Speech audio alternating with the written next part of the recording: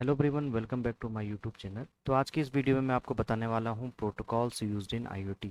IoT में कौन कौन सी प्रोटोकॉल यूज़ होते हैं, डिफरेंट डिफरेंट टाइप के एप्लीकेशंस के लिए हमारे पास में आईओटी में यूज़ होने वाले प्रोटोकॉल्स भी डिफरेंट डिफरेंट होते हैं। तो इसमें सबसे पहले शुरू करते हैं SPI protocol, that is serial peripheral interface protocol that is used to transfer data serially one bit at a time between two or more digital device like microprocessor and microcontroller।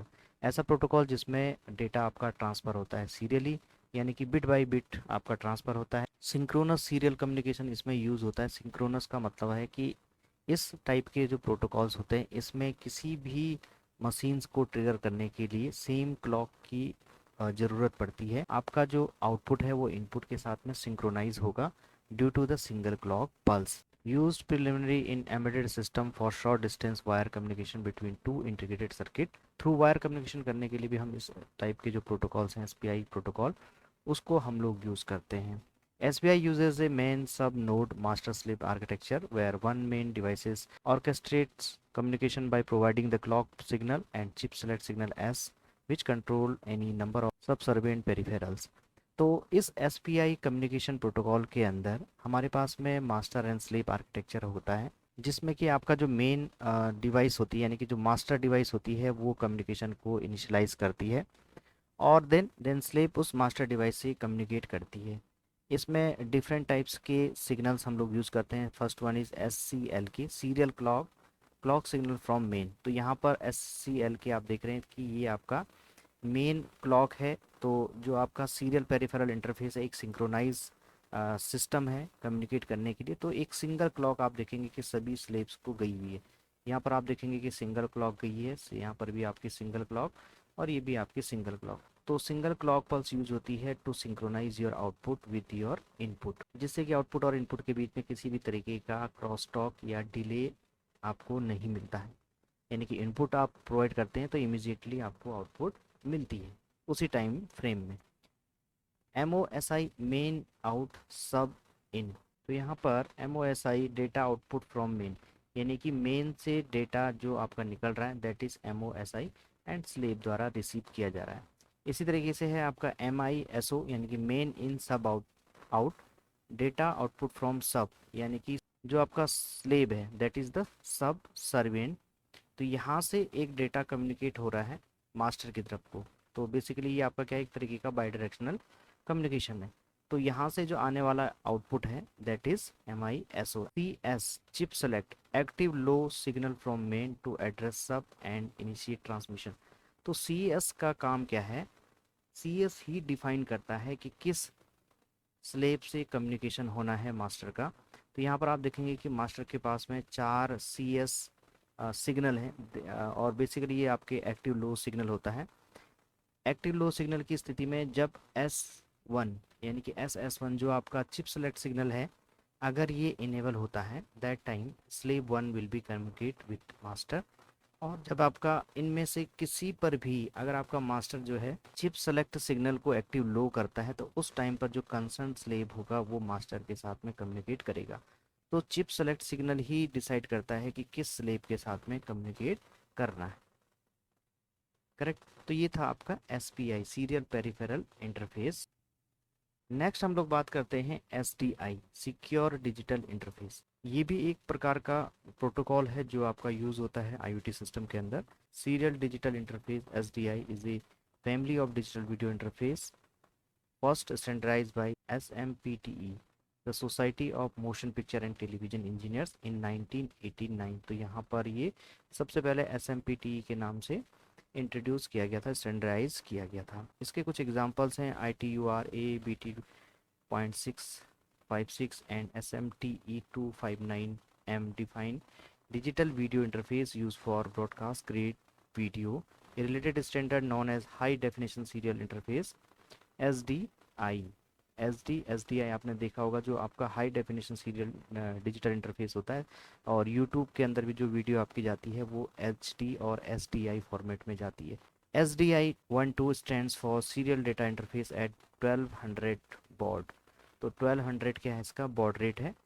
इस पर आपका जो डेटा है वो transmit होता है। It is a standard communication protocol used for data exchange between host and devices at 50 megahertz to 20 megahertz frequency. तो इस फ्रीक्वेंसी रेंज पर ये आपके डेटा को एक्सचेंज करता है किसी डिवाइस और होस्ट के बीच में।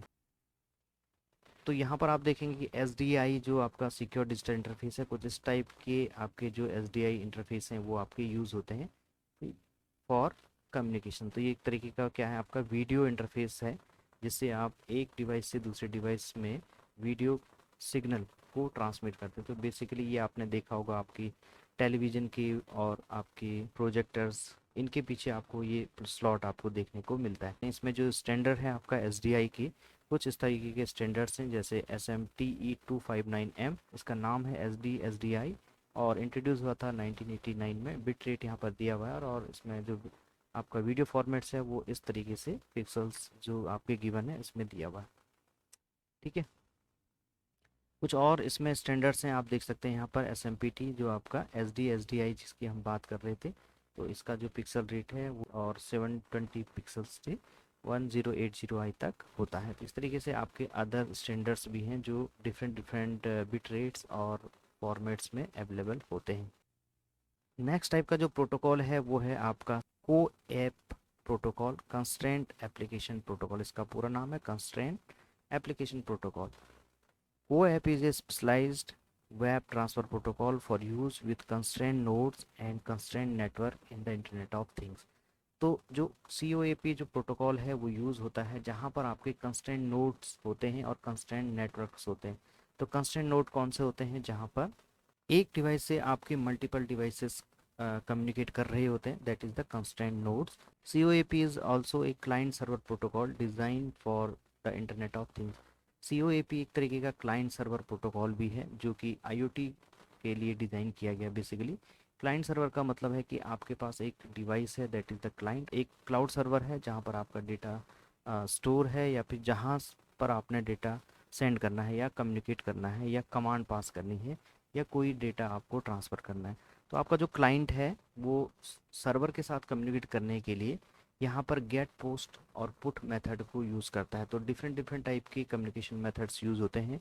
रिक्वेस्ट रिस्पॉन्स मेथड आपने सुना होगा, इसी तरीके से गेट पोस्ट मेथड होता है, और APIs की को यहाँ पर यूज़ किया जाता है।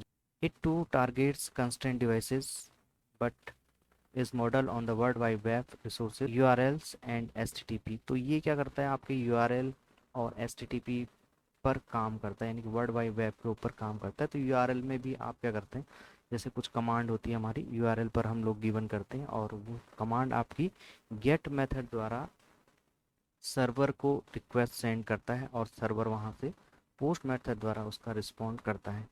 इस तरीके से गेट और पोस्ट मेथड आप यूज़ करते हैं। इसके लिए हम डिफरेंट हमारे पास में क्लाउड सर्वर मौजूद हैं, जैसे इसमें एक एग्जांपल है आपका थिंग्स स्पीक क्लाउड सर्वर, जो आपका है प्लेटफॉर्म, जिस पर आप रिमोटली किसी भी डिवाइस को, किसी भी मशीन को किसी सर्वर से या किसी कंट्रोलर से आप कनेक्ट कर सकते हैं जो कि डेटा प्रोसेस कर रहा है। COAP protocol is design to M2M application such as smart energy and building automation. तो ये मशीन टू मशीन कम्युनिकेशन के लिए ये प्रोटोकॉल आपका यूज़ होता है। तो इस तरीके से हम देखते हैं आपके COAP प्रोटोकॉल्स को, जिसमें क्लाइंट और server get and post method द्वारा कनेक्ट होते हैं। तो इस तरीके से हम देखते हैं अपने COAP प्रोटोकॉल को, जिसमें क्लाइंट आपका गेट मेथड से आपके सर्वर को रिक्वेस्ट सेंड करता है, और सर्वर आपके पुट मेथड द्वारा क्लाइंट की रिक्वेस्ट है उसको रिस्पॉन्ड करता है। इस तरीके से क्लाइंट आपके सर्वर से कनेक्टेड रहते हैं।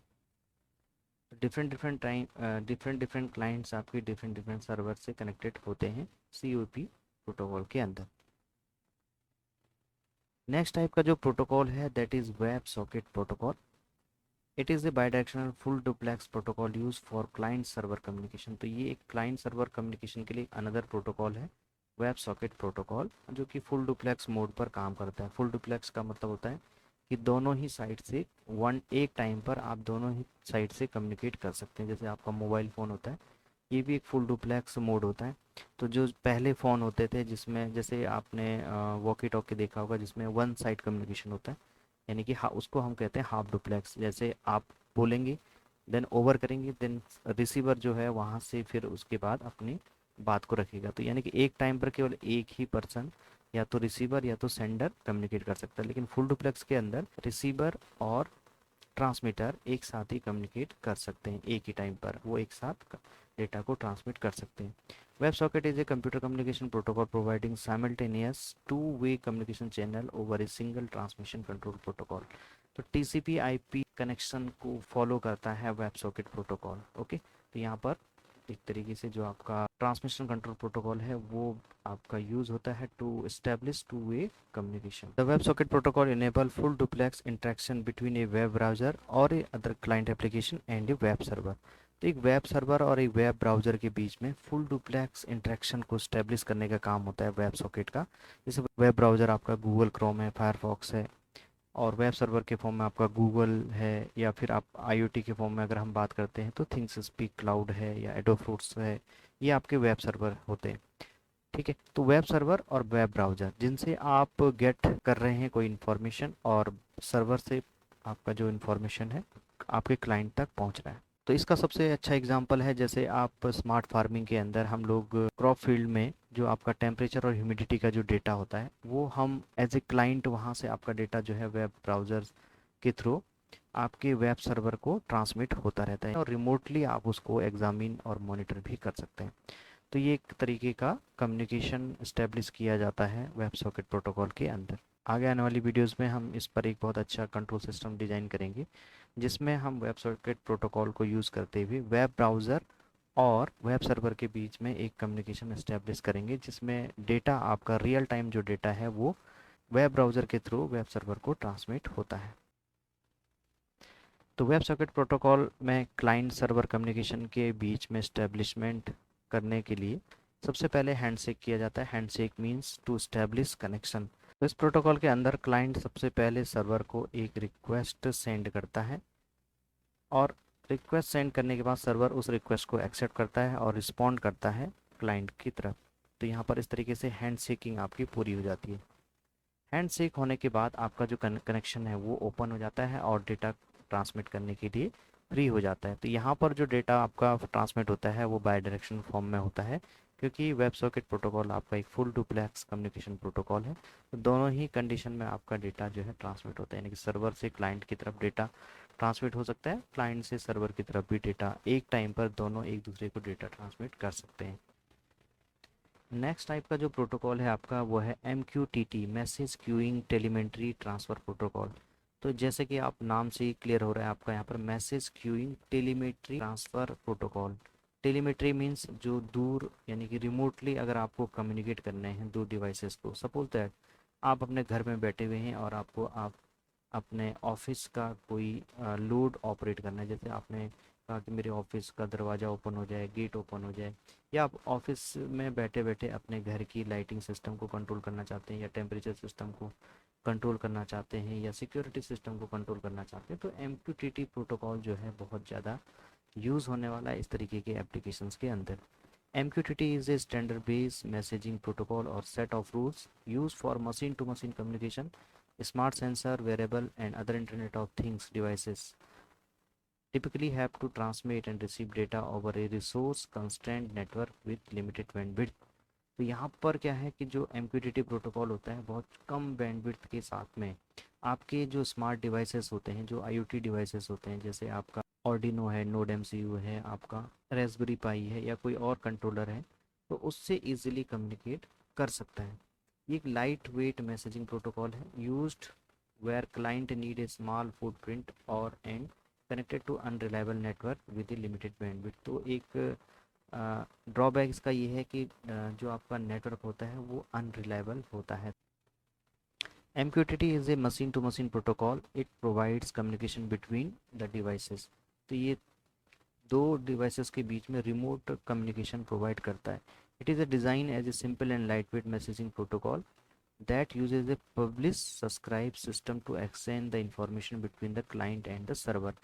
तो MQTT प्रोटोकॉल जो है पब्लिश सब्सक्राइब मेथड पर डिपेंड करता है, जिसमें कि आपका जो मैसेज है सबसे पहले वो आप उसको क्रिएट करते हैं और देन उसको सेंड करते हैं, पब्लिश करते हैं। पब्लिश करने के बाद वो ओवर द नेटवर्क यानी कि वेब के ऊपर ट्रांसमिट होकर के आपके सर्वर तक पहुंचता है। सर्वर उस मैसेज को सब्सक्राइब करता है।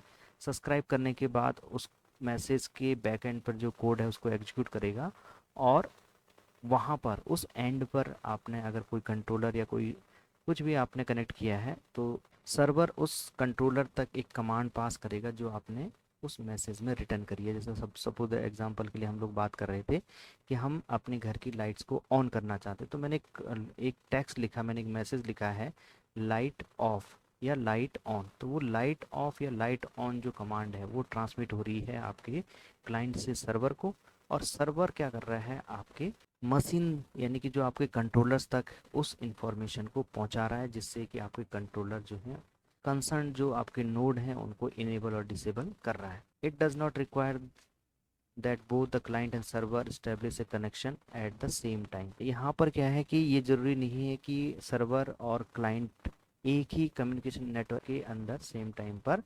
इस्टेब्लिश हों। यानी कि आपका जो सर्वर है और क्लाइंट है, ठीक है, सर्वर जैसे सपोज दैट आपका नोड एमसीयू है और क्लाइंट आपका सपोज दैट DHT11 सेंसर है, तो ये दोनों ही एक टाइम पर अलग अलग नेटवर्क से कनेक्ट हो सकते हैं। हो सकता है कि ये काफ़ी दूर हो एक दूसरे से, ठीक है। सपोज दैट आपने DHT11 sensor humidity temperature control monitoring के लिए जो यूज़ होता है वो सेंसर आपने क्रॉप फील्ड में लगाया हुआ है, और कंट्रोल सिस्टम आपका वहाँ से 1-2 किलोमीटर दूर है। तो यहाँ पर क्या नेटवर्क आपका अलग अलग होगा। इंटरनेट का जो नेटवर्क होगा आपका, तो वो आप DHT11 के लिए अलग यूज़ कर रहे होंगे, वहाँ पर जो नोड MCU उससे कनेक्टेड है, और कंट्रोल सिस्टम के अंदर जो आप नेटवर्क यूज़ कर रहे हैं वो एक डिफरेंट नेटवर्क हो सकता है। या फिर आप ये समझिए कि आप ऑफिस में अपने मोबाइल से कमांड पास कर रहे हैं टेक्स्ट के फॉर्म में या वॉइस के फॉर्म में, या आप GUI के फॉर्म में कमांड पास कर रहे हैं, और आपके घर में जो नेटवर्क है वो उससे जो आपके कंट्रोलर कनेक्टेड हैं वो एक अलग नेटवर्क है। तो नेटवर्क इसमें अलग अलग हो सकता है, ठीक है। ज़रूरी नहीं कि एक ही नेटवर्क पर आपके दोनों क्लाइंट और सर्वर हो। तो आप घर बैठे या किसी भी जगह बैठे जहाँ पर इंटरनेट एक्सेस हो सकता है, दुनिया में कहीं पर भी बैठ करके आप किसी भी लोड को ऑपरेट कर सकते हैं अपने जस्ट अपने मोबाइल पर एक मैसेज टाइप करके। तो इस तरीके का भी प्रोग्राम हम लोग डिज़ाइन करेंगे आगे आने वाली वीडियो के अंदर। It provide faster data transmission like how WhatsApp Messenger provide a faster delivery. It's a real time messaging protocol। एक रियल टाइम मैसेजिंग प्रोटोकॉल है, यानी कि इसका मतलब ये है कि अगर मैं अभी मैसेज टाइप कर रहा हूँ तो अभी मेरा जो एग्जीक्यूशन है वो रिसीवर एंड पर होगा। That is the real time messaging protocol, ठीक है। यानी कि जिस टाइम पर मैं ऑपरेट कर रहा हूँ उसी टाइम पर आउटपुट भी आपकी इनेबल या डिसेबल हो रही है। तो ये फास्ट डेटा कम ट्रांसमिशन प्रोटोकॉल भी है। इस तरीके से MQTT आर्किटेक्चर आपका स्टेब्लिश होता है, जिसमें यहाँ पर कुछ फिजिकल डिवाइसेस हैं, जैसे यहाँ पर कुछ टेम्परेचर के लिए या कुछ लाइटिंग सिस्टम है या आपका क्लाउड इंफॉर्मेशन है। तो एक मैसेज आपका ट्रांसमिट हो रहा है सर्वर की तरफ को। यहाँ पर एक MQTT ब्रोकर यूज़ होगा जिसका काम होगा कि डिफरेंट सोर्स से डेटा को कलेक्ट करना और डिफरेंट सब्सक्राइबर तक उस डेटा को पहुँचाना। MQTT ब्रोकर इस मैसेज को अपने डिफरेंट डिफरेंट सब्सक्राइबर तक पहुंचाने का काम करता है। नेक्स्ट हम बात करते हैं XMPP extensible messaging and persons protocol. Open communication protocol design for instant messaging, persons information and contact list maintenance. तो यहाँ पर अगर आपको इंस्टेंट मैसेजिंग करनी है तो XMPP प्रोटोकॉल आपका यूज़ होता है based on XML extensible markup language. दूसरे तरीके की जैसे आपका HTML होता है हाइपर टेक्स्ट ट्रांसफर प्रोटोकॉल, इसी तरीके का एक और आपकी जो लैंग्वेज होती है XML एक्सटेंसिबल मार्कअप लैंग्वेज, इस पर बेस्ड होता है। It enable near real time exchange of structure data between two और मोर नेटवर्क। एक या एक से अधिक नेटवर्क के बीच में ही क्या करता है, रियल टाइम डेटा को एक्सचेंज करने का काम करता है। यहाँ पर आप देखेंगे कि SMS क्लाइंट एक मैसेज सेंड करने के लिए SMS सर्वर तक एक रिक्वेस्ट को सेंड करता है, और XMPP गेटवेज द्वारा ये मैसेज आपका ट्रांसमिट हो रहा है। नीचे आपका SMPT सर्वर और SMPT क्लाइंट जो है SMPT सर्वर को रिक्वेस्ट सेंड कर रहा है, एक मैसेज सेंड कर रहा है, और वो मैसेज आपका XMPP गेटवे से ट्रांसमिट हो रहा है। तो यहाँ पर गेटवेज की अगर हम बात करते हैं तो गेटवेज आपके हो सकते हैं, वाईफाई राउटर्स हो सकते हैं, आईओटी डिवाइसेस जैसे नोड एमसीयू भी आपका as a WiFi gateway use हो सकता है। ठीक है, तो डिफरेंट टाइप के गेटवेज आपके यूज़ हो सकते हैं जो ओवर द नेटवर्क आपके काम करते हैं। तो ये गेटवेज आपके मैसेज को ट्रांसमिट करेंगे ओवर द नेटवर्क, और ओवर द नेटवर्क ट्रांसमिट करने के बाद सर्वर इन मैसेज को रीड करेगा। ठीक है, एंड रीड करने के बाद आपके क्लाइंट तक इन मैसेज को पहुंचाएगा। तो इस तरीके से ये आपका कम्युनिकेशन इस्टेब्लिश होता है। नेक्स्ट टाइप का जो प्रोटोकॉल है वो है AMQP protocol, advance messaging queuing protocol. ये कुछ कुछ आपका MQTT प्रोटोकॉल के ही जैसा है। It is a open standard application protocol. इसके कुछ फीचर्स हैं यहाँ पर: message orientation, message queuing, routing including point two point and publish and subscribe, high reliability and secure method. जो आपका MQTT प्रोटोकॉल था वो अनसिक्योर नेटवर्क है। ठीक है, AMQP प्रोटोकॉल आपका क्या है? सिक्योर मैसेजिंग क्यूइंग प्रोटोकॉल है, जिसमें फंक्शन आपका MQTT के ही जैसा है, बस यहाँ पर रिलायबिलिटी और सिक्योरिटी MQTT की तुलना में काफ़ी अच्छी होती है। नेक्स्ट टाइप का प्रोटोकॉल है आपका TCP/IP, transmission control protocol. It is a communication standard that enable application program and computing devices to exchange messages over a network. It is designed to send packets across the internet. It ensures the successful delivery of data and message over the network. The Internet Protocol Suite provides end-to-end data communication, specifying how data should be packetized, addressed, transmitted, routed, and received. तो TCP/IP protocol आप सभी ने सुना हुआ, transmission control protocol, जिसमें जो आपका message होता है वो एक पैकेट के फॉर्म में ट्रांसमिट होता है, यानी कि पैकेट के ऊपर पैकेटाइज होकर और एक पर्टिकुलर एड्रेस के ऊपर वो आपका ट्रांसमिट होता है, रूट होता है। इसमें एक मशीन टू मशीन कम्युनिकेशन करने के लिए एक आईपी एड्रेस का होना बहुत ज़रूरी है, यानी कि जिस तरीके से आप अपने लेटर्स को पोस्ट करते हैं और उसमें एक एड्रेस लिखते हैं टू, जिसको भी आपको भेजना होता है, और बैक एंड पर आप लिखते हैं सेंटर का नाम, जिसमें आपका खुद का नाम होता है, यानी कि कहाँ से मैसेज आया हुआ है। तो एक स्पष्ट जानकारी होती है, यानी कि उस मैसेज पैकेट को पता होता है कि उस पैकेट ने किस तक पहुंचना है, और जिसको वो भेजा जा रहा है उसको भी पता रहता है कि ये पैकेट्स आपको कहाँ से मिल रहा है। इस तरीके का जो कम्युनिकेशन है वो आपका TCP/IP प्रोटोकॉल के अंदर होता है।